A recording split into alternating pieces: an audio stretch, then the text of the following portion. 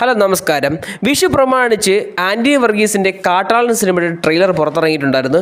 Teaser വളരെ ഷോക്കായിരുന്നെങ്കിലും trailer ഗംഭീര സാധനം, അതിനപ്പുറം കടന്നിട്ടുണ്ട്. ഇപ്പോൾ പ്രതീക്ഷ ഡബിൾ ഇരട്ടി വർദ്ധിച്ചിട്ടുണ്ട്. അതിലൊറ്റ കാരണം from the makers of Marco.